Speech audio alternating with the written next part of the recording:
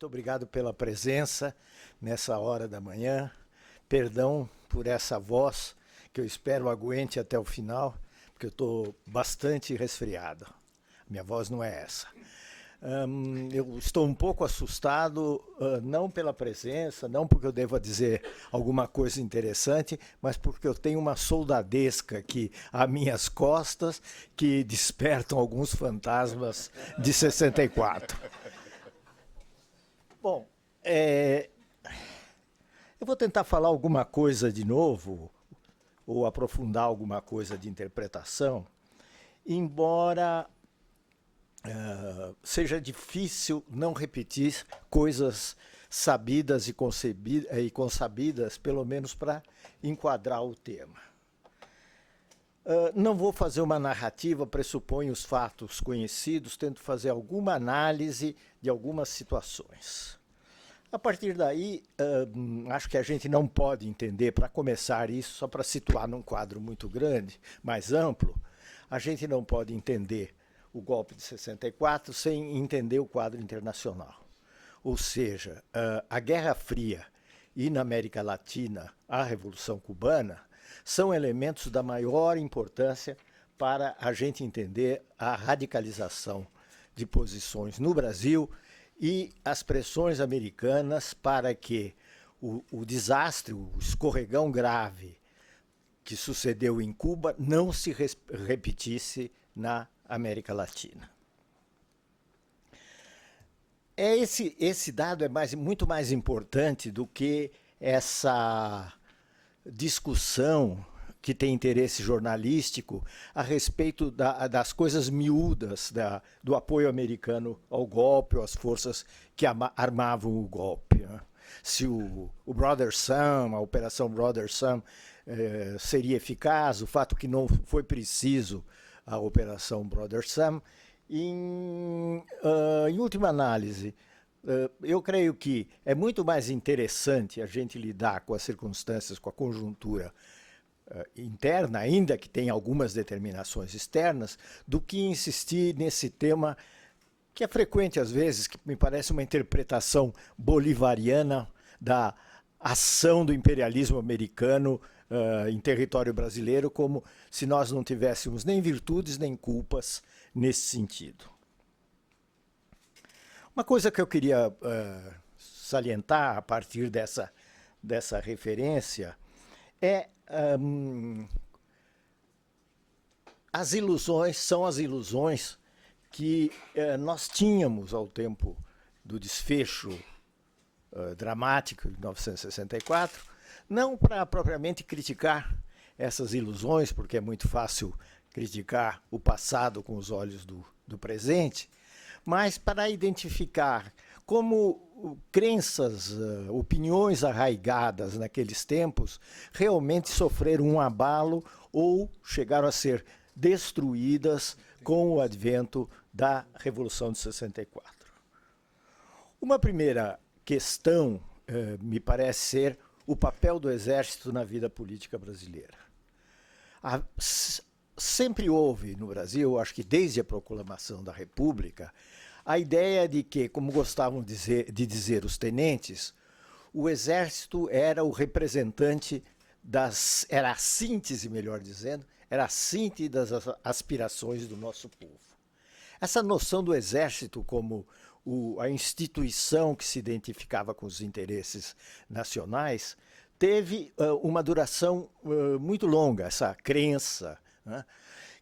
Abalada, é certo, em função, me parece, principalmente da divisão no quadro internacional e na linha econômica que o Brasil deveria seguir.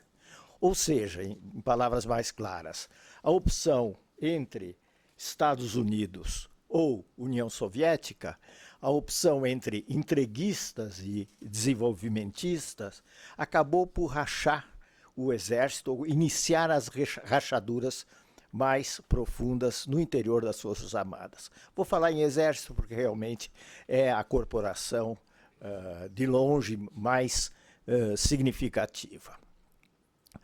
Bom, quando nós chegamos a 64, Então, nós não temos mais uma instituição exército plenamente homogênea, né? Mas existe uma crença, sim, de que o exército não irá, como se dizia, não irá contra o povo. Isso é uma frase deliberadamente vaga, mas isso permanece naqueles anos. E aí eu vou citar o Serra, que um discurso que eu li recentemente, acho que você teve a gentileza de passar, o seu discurso na Rádio Nacional, né, na noite do golpe. Eu não sei se é esse ou se uns dias antes do golpe, em que você fala, ainda confiamos nas Forças Armadas. É na noite do golpe, ainda confiamos nas Forças Armadas. Eu acho que você não estava confiando mais, mas esse advérbio ainda me parece muito, muito curioso.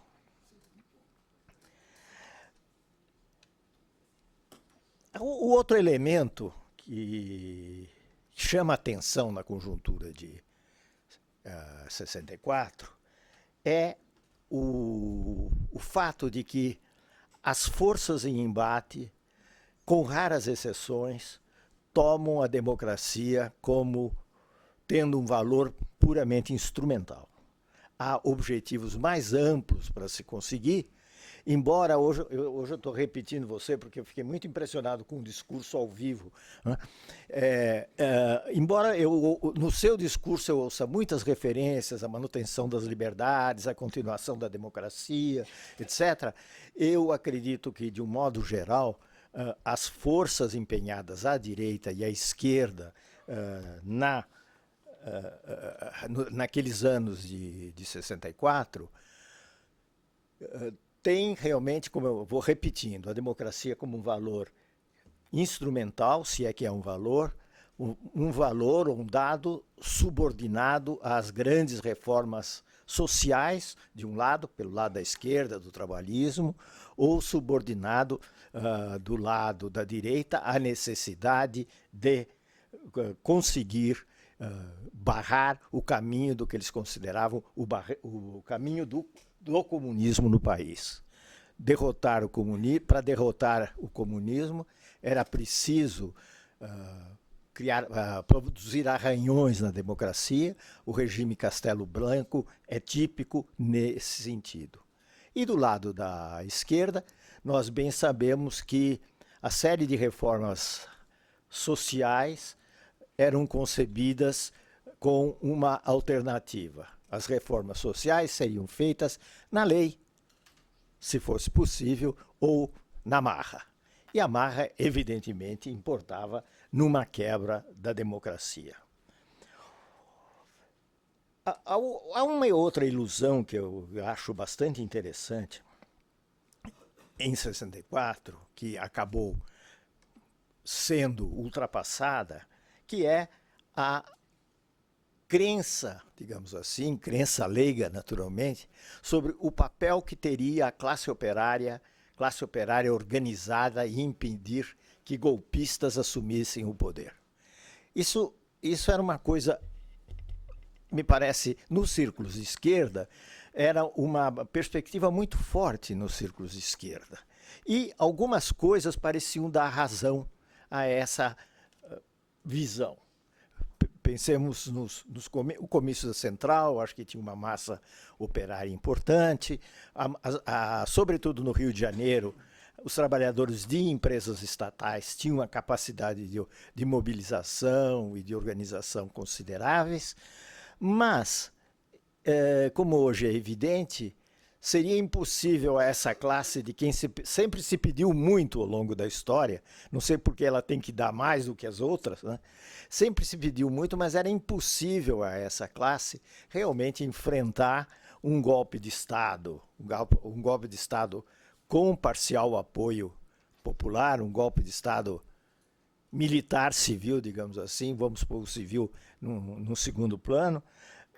Seria impossível para essa classe ou a massa organizada enfrentar uma coligação de forças que tinha um instrumento militar como era o exército. Bom, aí é curioso notar, fazendo um pouquinho partindo um pouco para o anedótico, que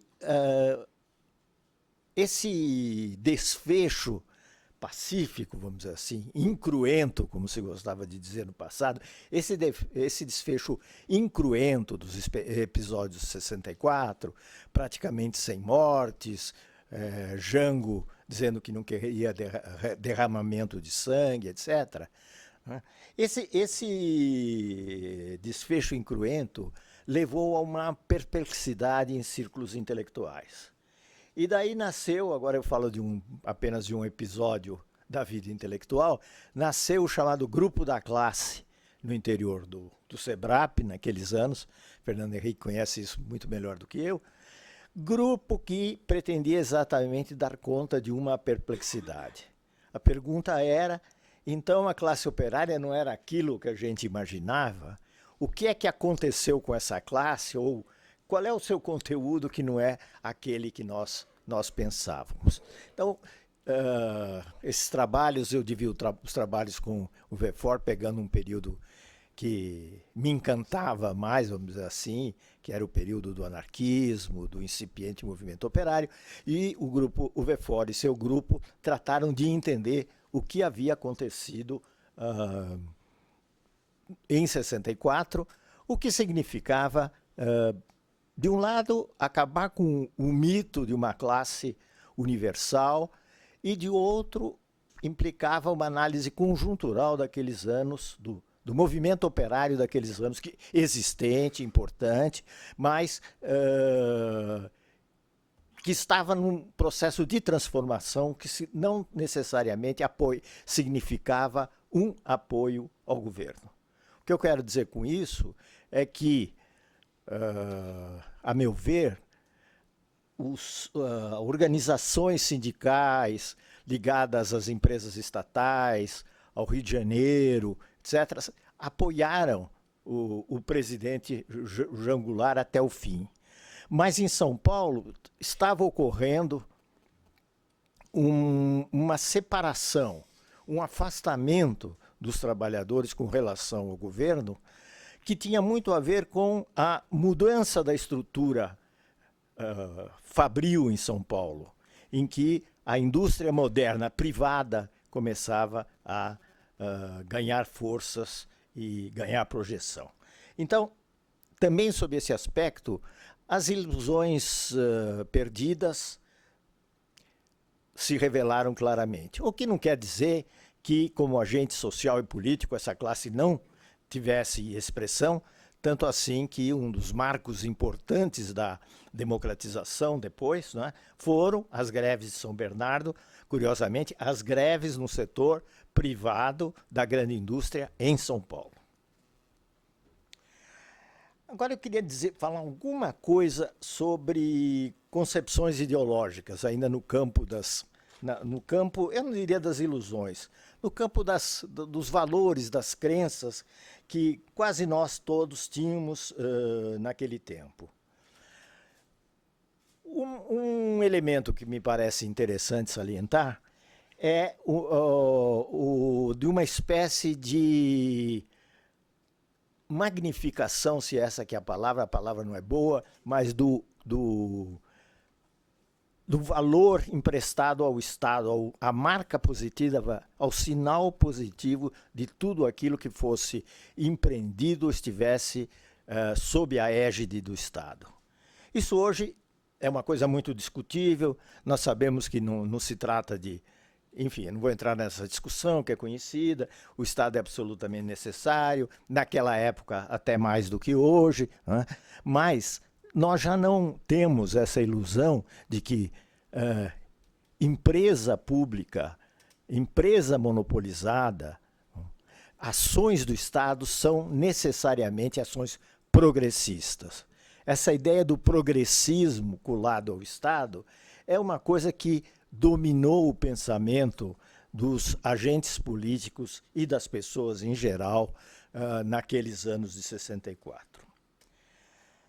Eu vou ficar com uma última observação, não vou terminar ainda, mas vou ficar com uma última observação sobre as ilusões perdidas, que é, bom, last but not least, é o chamado caráter progressista da burguesia nacional ou da burguesia industrial, que foi algo sustentado por vários círculos e formalizado na visão que tinha o Partido Comunista naquele período. Nós sabemos que essa visão de um tripé Estado, classe operária organizada e burguesia nacional, essa visão da força desse tripé, que funcionou durante muitos anos, ao longo dos anos 30, dos anos 40, acabou por ruir na conjuntura de 63, 64. E uma das razões fáceis para isso, que justificam isso, é o fato de que, primeiro porque a base industrial estava se transformando muito. Depois, porque a radicalização, em anos, que eu diria nos anos vertiginosos de 63 e 64, acabou afastando a classe dominante de um apoio a um regime que nos levava ao ver dela, e talvez fosse verdade, é difícil julgar, a uma aventura perigosa no país. Eu queria falar uma coisa breve sobre a conjuntura de 64, a partir de um artigo, eu vou confessar, um artigo que eu não conhecia, falha minha, do Antônio Lavareda, publicado na revista Dados, em 1989, que eu li agora há pouco. Mas o artigo me impressiona bastante porque ele publica e analisa uma pesquisa do IBOP nos anos 63 e nos anos 64. Podemos fazer as ressalvas que quisermos. 63, 64, pesquisas ainda incipientes, deve haver muito erro. Eu admito tudo isso, aceitemos tudo isso, né? Mas, na realidade, há uma indicação de tendências que levam, pelo menos, a pensar em ideias cristalizadas a respeito da conjuntura política dos anos 63 e 64. Tentando resumir, parece muito claro que o que nós temos em 63 e 64, muito mais do que uma divisão que corta toda a sociedade, é muito mais uma divisão profunda entre as elites, com repercussões na sociedade. Então, todas as pesquisas, não são poucas as pesquisas, são duas basicamente. As pesquisas que o IBOP faz mostra na população brasileira em geral, não vou entrar, não é da população brasileira em geral, são de 5 capitais do país, né? Mostram na população, com diferenças de setor social, de faixa da sociedade, uma posição bastante moderada. Uma posição moderada, mas favorável a reformas dentro da lei. E quando se pensa em candidaturas, o Jango tem um apoio razoavelmente forte, se pudesse ser candidato, e excluído o Jango, aí não há surpresa, o nome do Juscelino aparece disparado na frente.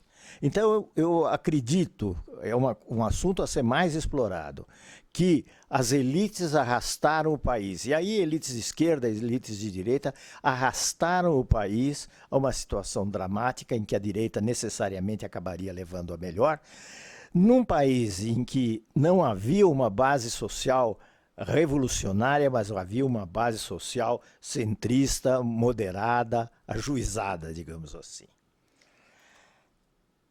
No quadro, examinando o quadro de 64, dos instrumentos de 64, os instrumentos utilizados pela direita em 64, me parece interessante, brevemente, voltar a insistir. Isso é uma coisa que às vezes é meio difícil se entender no presente ou ter plena consciência no presente, significativo insistir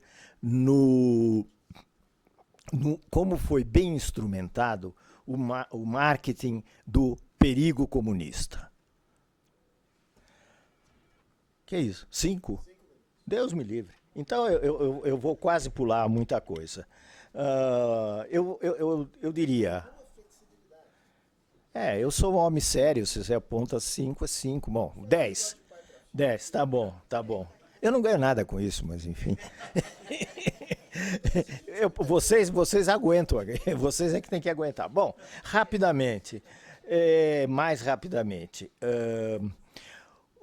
Impressiona como a palavra comunismo, a crítica ao perigo comunista, aparece com muita ênfase, não só em 64, naquele momento, como ao longo de todo o período que vai até os anos 80. O outro elemento que me parece curioso, e eu toco apenas aqui, é o fator, a utilização do elemento corrupção no jogo político como um elemento, obviamente, negativo, mas de muita rentabilidade junto à classe média. Aliás, as pesquisas do Lavareda não indicam isso. Ou, as pesquisas não. Os dados do Ibope que o Lavareda publica não indicam isso. Mas para quem viveu aqueles tempos, a gente sabe que a ideia, a dupla maldita, as duas bestas negras que precisariam ser enfrentadas eram os comunistas e os corruptos. Então havia todo um prazer, digamos assim, na prisão dos corruptos. Havia um navio em Santos, havia o Raul Soares, que era mais de políticos, e se falava de um navio cheio de corruptos. Depois do golpe, exatamente, depois do golpe. Obrigado. Bom, eu não vou entrar em toda uma parte, eu vou terminar praticamente. Essa outra parte era o espanto que o golpe provocou do ponto de vista acadêmico, e em certos setores que na época se chamavam de progressista, e a tentativa de entender não só o que havia se passado, o que iria acontecer depois de 64. O que é que seria o Brasil depois de 64? E aí vem as teorias da pastorização, do Celso Furtado, do colonial fascismo do Hélio Jaguaribe, tudo isso criticado num artigo do presidente Fernando Henrique, que se chama O Modelo Político Brasileiro, que é um artigo muito interessante, vale a pena ler até hoje. O artigo está publicado num livro pela DIFEL, a Difusão Europeia do Livro. O artigo, se não me engano, é de 71. Concluo com apenas um dado do mundo atual e o golpe. O que me impressionou muito nos 50 anos do golpe, na conjuntura desses 50 anos do golpe, é que as discussões se acenderam com uma força muito maior do que eu teria imaginado. Não é uma coisa formal, não é uma coisa tópica, mas realmente livros, debates, indivíduos que estão aparecendo a contar as barbaridades, da tortura, da violência, a comissão da verdade, nos mostram que realmente há alguma coisa do regime militar, e isso me parece óbvio, que desperta uma discussão muito grande. Há um passado muito obscuro com o qual nós ainda não fizemos, do qual a gente não tiramos todas as lições e não pode ser inscrito simplesmente com tranquilidade na história. Última coisa é que influência teria o golpe militar. Isso levaria a uma discussão muito longa, mas quais as influências negativas que haveria pelo fato do Brasil ter tido um regime militar que durou, afinal de contas, 20 ou 22 anos. Eu me fixo só em um elemento, e com isso termino, mas que me parece um elemento muito importante. Cada vez mais eu estou convencido que o regime democrático, com todos os defeitos, 45, 64, produziu um sistema que o Brasil nunca mais recuperou.